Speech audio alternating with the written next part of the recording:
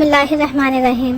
رسول رب دو جہاں صلی اللہ علیہ وسلم نے اپنے صحابہ ساتھیوں سے زبان مبارک کی طرف اشارہ کر کے فرمایا کہ جانتے ہو یہ کیا ہے؟ عرض کیا گیا کہ یا رسول اللہ اس کو زبان کہتے ہیں۔ آپ نے فرمایا کہ یہ ایک گوشت کا ٹکڑا ذرا سا ہے، اس کی حفاظت کرو۔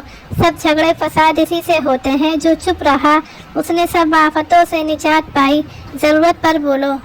ایک پیر صاحب بڑے بزرگ تھے، وہ مرید کر لیا کرتے تھے مگر پھر وہ چپ رہتے تھے، کسی سے بولتے نہیں تھے۔ کسی نے حکیم الامت حضرت مولانا شاہ اشرفی علی صاحب تھانوی رحمۃ اللہ علیہ سے ذکر کر دیا کہ فلاں مولوی صاحب اپنے مریدوں سے بولتے نہیں۔ آپ نے فرمایا کہ ان کو میرے پاس بلاؤ۔ ان کو لے آئے۔ آپ نے ان سے فرمایا کہ مرید کرنے سے کیا فائدہ جب مریدوں سے بولتے نہیں ہوں؟ انہوں نے کہا کہ میں حدیث شریف پر عمل کرتا ہوں کہ جس نے زبان کو روک لیا وہ سب آفتوں سے بچ گیا۔ حکیم الامت شاہ اشرفی علی صاحب رحمۃ اللہ علیہ نے فرمایا کہ تم نے اس کا مطلب غلط سمجھا۔ اس کا مطلب یہ ہے کہ ناجائز جگہ پر مت بولو، جائز ضرورت پر بولو۔ مریدی سے یہ اور مسلمانوں سے نہ بولو گے تو تمہارے علم سے کیا فائدہ ہوگا؟ یہ ان کی حق تلفی ہے، ناجائز ہے۔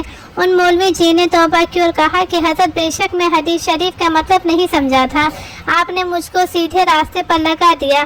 بس پھر وہ مولوی جی نے خوب واضح نصیحت شروع کر دی۔ مریدوں کو اور بہت سے خدا کے بندوں کو نفع پہنچا۔ حضرت عامر رضی اللہ عنہ نے پوچھا یا رسول اللہ صلی اللہ علیہ وسلم، نجات کی اور مصیبتوں سے بچنے کی کیا صورت ہے؟ آپ نے فرمایا اپنی زبان کو روک لو، اپنے بس میں رکھو، بس بہت سی مصیبتوں سے بچ جاؤ گے۔ زبان منہ کے اندر ذرا سا گوشت کا ٹکڑا ہے، دیکھنے میں چھوٹی اور بولنے میں پہاڑوں کے برابر کی، تھکتی نہیں، رکتی نہیں۔ اس کی حفاظت کرنا چاہیے کیونکہ بہت سی آفتیں زبان ہی کی وجہ سے پیدا ہوتی ہیں۔ جب یہ چلتی ہے تو سب جھگڑے فساد کھڑے ہو جاتے ہیں۔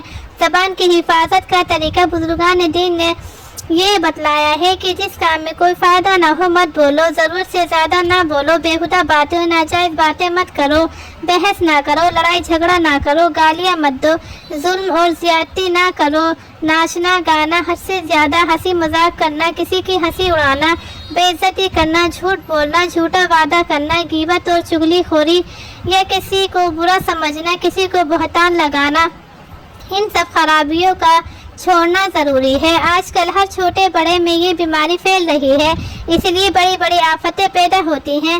بس سوچ کر بولو کہ میں جو کہتا ہوں اللہ رسول کے خلاف تو نہیں، پھر زبان رک سکتی ہے، پھر انشاءاللہ تعالی امن سے رہو گے، نہ کسی سے دشمنی، نہ کوئی لڑائی فساد ہوگا۔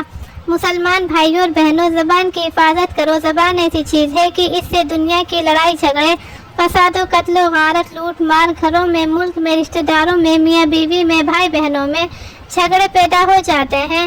غرض سب برے کام اسی زبان کی وجہ سے ہوتے ہیں، یہاں تک کہ یہ دوزخ میں بھی لے جاتی ہے اور جنت میں بھی لے جاتی ہے۔ اسی طرح کہ اللہ تعالیٰ کی یاد، کلمہ شریف پڑھنا، درود شریف پڑھنا، قرآن مجید پڑھنا، نمازیں پڑھنا اور دوسروں کو پڑھانا، دین کے مسئلے بتانا، واضح و نصیحت کرنا لاکھوں کروڑوں بلکہ بے شمار نیکیاں کمانے کا ذریعہ ہے۔ ان سب ثوابوں کا کام زبان کراتی ہے اور جنت میں جانے کا ذریعہ بن جاتی ہے، اور اسی زبان سے دشمنی اور نا اتفاقی پیدا ہوتی ہے اور جو دوزخ میں لے جانے کا ذریعہ بن جاتی ہے، موت کو بھلا دیتی ہے۔ اس لیے رحمت عالم حضور پر نور صلی اللہ علیہ وسلم نے فرمایا کہ تم موت کو بہت یاد رکھو، اپنے مرنے کا خیال رکھنے سے دنیا کی سب لذتیں چھوٹ جاتی ہیں اور مال و دولت، بادشاہت اور بڑائی وغیرہ ایک دن سب چھوٹ جاتا ہے اور خالی ہاتھ جانا پڑتا ہے۔ یاد رکھ ہر آن آخر موت ہے، مت بن انجان آخر موت ہے، عیش و غم میں صابر و شاکر رہے، ہے وہی انسان آخر موت ہے۔